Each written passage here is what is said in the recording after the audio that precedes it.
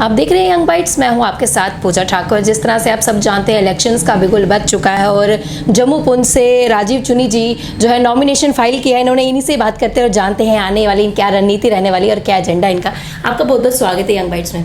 Sir, जिस तरह से आप हमेशा रिफ्यूजीज़ के लिए बात करते हैं, उनके हक के लिए बात करते हैं और आप नॉमिनेशन फाइल करने जा रहे हैं, सबसे पहले क्या एजेंडा रहेगा आपका? देखें, जिस मुद्दे को लेकर मैं चलता हूँ जी, वो तो रहेगा ही, स्वाभाविक है।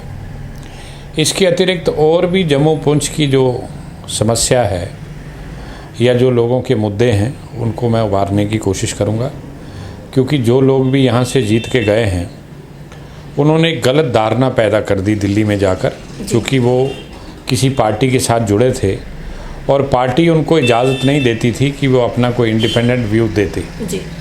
तो परसेप्शन ये बना कि जम्मू कश्मीर की प्रॉब्लम सिर्फ कश्मीर और कश्मीरी हैं। इसको मैं तोड़ने की कोशिश करूँगा और मैं ये बताने की कोशिश करूँगा कि जम्मू कश्मीर की प्रॉब्लम जो है वो खाली कश्मीर या कश्मीरी नहीं है। पुंछ के लोग भी बेचारे परेशान हैं, राजौरी के भी हैं, जम्मू के भी हैं, सांबा के भी हैं और जम्मू खित्ते के अन्य ज़िलों के लोग भी प्रभावित हैं और उनको भी नुकसान हुआ है। क्या लगता है वो क्या क्या प्रॉब्लम फेस करनी पड़ रही है उन्हें? देखें, सबसे बड़ी बात तो ये है कि पहले आप देखें कि जब हमने यहाँ से रेल मार्ग बनाया कश्मीर तक जाने के लिए, जम्मू पुंछ से मेरा ये मानना है कि अगर इस तरफ से हम चलते तो एक तो कम खर्चा आता और थोड़े समय में वो बन जाता। आज तक जो रेल लिंक है वो कश्मीर तक हो गया होता, लेकिन अभी तक हम इस रूट से जहाँ से हम गए हैं वहाँ से हम उसको जोड़ नहीं पाए। तो एक तो ये बात है कि पुंछ राजौरी जो है, हालांकि मुगल रोड भी यहाँ से गुजर के जाती है और कई बार जब वो सड़क वहाँ खुली रहती है तो ट्रक वाले या बाकी लोग कोशिश करते हैं कि इस रास्ते से जाया जाए। तो जितना आवागमन होगा उससे इन एरियाज़ की तरक्की भी होगी, यहाँ पर रोज़गार बढ़ेंगे और भी चीज़ें जो हैं बढ़ेंगी। तो हमें कोशिश करनी चाहिए, जिस तरीके से हमने इस रूट को जम्मू से बनिहाल तक या वहाँ से कश्मीर तक 4 लेनिंग की है, डबल ट्रैक बनाया है, इस तरीके से हमने इस तरफ काम नहीं किया है। तो मैं समझता हूँ कि ये 2 ज़िले ख़ास तौर पर जो ट्विन डिस्ट्रिक्ट्स हैं, राजौरी और पुंछ, उसको इग्नोर किया गया जी। और वहाँ पर भाषा के नाम पर झगड़े कराए गए। कुछ लोगों को कहा गया कि आप फ़लाँ कम्युनिटी के हो, कुछ को कहा गया आप फ़लाँ कम्युनिटी के हो। मैं समझता हूँ कि इन सारी चीज़ों को दूर कर प्यार मोहब्बत के साथ सभी लोग रहें चलें और उस एरिया की तरक्की भी हो, उन लोगों को रोज़गार के अवसर मिलें। इन सारी बातों के लिए मैं प्रयास करूँ। जी, अगर एमपी के इलेक्शन के लिए लोग आपको भारी मतों से जिताते तो सबसे बड़े मुद्दे कौन कौन से होंगे जिन पे आप काम करेंगे? देखिए, मैंने आपको बताया कि हम कोशिश करेंगे कि जिन प्रोजेक्ट्स पे बात होती है, आप देख लें राजौरी पुंछ में आपको कोई बड़ा प्रोजेक्ट नहीं मिलेगा। कोई पावर प्रोजेक्ट की बात करें या कोई और करें, इस एरिया को हमेशा से इग्नोर किया जाता है। तो हमारी कोशिश रहेगी, एक तो रेल मार्ग के साथ जोड़ा जाए पुंछ को, ये बहुत लाजमी है। उसके अतिरिक्त हवाई सेवा नहीं है, ना राजौरी में है ना पुंछ में है। कभी इमरजेंसी हो जाती है तो आप आर्मी के हेलीकॉप्टर से ही, वो भी बड़ी मुश्किल से उपलब्ध रहते हैं, लेकिन सारी रियासत की कनेक्टिविटी हो।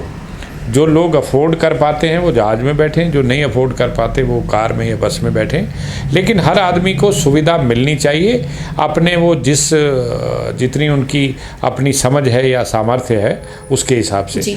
तो कोशिश हम ये भी करेंगे। मैंने अभी पीछे एक बात कही है जो बड़ी कारगर है। मैंने कहा ये जो LOC है हमारे यहाँ से लेकर जम्मू से लेकर पूरा पुंछ तक, हालांकि ये तो आगे भी जाती है, लेकिन मैं इस एरिया की बात कर रहा हूँ। इस LOC से जितनी भी लोग आर पार जाते हैं या यहाँ पर गड़बड़ फैलाते हैं, उसको रोकने के लिए मैं कहता हूँ कि यहाँ पर स्काउट्स बनने चाहिए, पुंछ और राजौरी के, मीरपुर और मुजफ्फराबाद के लोगों के, क्योंकि ये लोग भाषा जानते हैं, ये लोग टोपोग्राफी जियोग्राफी जानते हैं। तो अगर एक तो इनको नौकरी मिलेगी, दूसरा ये होगा कि जो पार से साजिशें होती हैं उसकी भाषा समझने में या उनकी पूरी रणनीति समझने में हमें आसानी होगी और अच्छी तरह से हम इसको गार्ड कर पाएंगे। ये बात हम उठाएंगे कि एक स्काउट्स बने इन LOC को जो है वो गार्ड करने के लिए। उससे आम के आम गुठलियों के दाम, एक तो रोज़गार पैदा होगा और दूसरा बेहतर तरीके से हम इसको गार्ड कर पाएँ। आए दिन देखा जाता है कि आतंकी द्वारा जो है पाकिस्तान द्वारा नापाक हरकत की जाती है, जो आतंकी है वो कहीं ना कहीं से आते हैं और नुकसान पहुंचाते हैं लोगों को, तो उनकी सहूलियत के लिए क्या कुछ करेंगे आप? देखें, मेरे लोग बहुत प्रभावित हैं जी। ये 1947 में भी डिस्प्लेस हुए, 65 में भी हुए, 71 में भी हुए, और फिर पाकिस्तान की तरफ से जो आर पार की फायरिंग होती है उससे आए दिन ये लोग जो हैं प्रभावित रहते हैं। ये ज़्यादातर लोग गरीब लोग हैं, मजदूरी करते हैं, कहीं और काम करके गुजारा करते हैं, लेकिन जब आपको घर से भागना पड़े आए दिन, ये रहे कि वहाँ से गोलीबारी आती है, तो जब आप भाग दौड़ में ही सारी ज़िंदगी गुजार देंगे तो आप कामकाज कब करेंगे और परिवार को कब पालेंगे? और फिर बच्चे भी प्रभावित होते हैं, उनको हम पढ़ा नहीं पाते, स्कूल नहीं भेज पाते। तो हम कोशिश करेंगे, हम ये सुझाव देंगे और ये हमारा प्रपोज़ल भी है कि ये जो आए दिन पाकिस्तान की तरफ से शरारतें होती हैं वो मुझे लगता है तब तक रुकने वाली नहीं है जब तक हम इसका कोई ठोस इंतज़ाम नहीं करते। लेकिन तब तक लोगों के लिए, जैसा एक प्रपोज़ल भी था कि एक सेफ़ एरिया 5 किलोमीटर या 10 किलोमीटर इधर आकर उनके लिए हटमेंट्स बनाए जाएं, उनको जगह उपलब्ध कराई जाए, एक अल्टरनेटिव के तौर पर भी वो काम करेगा।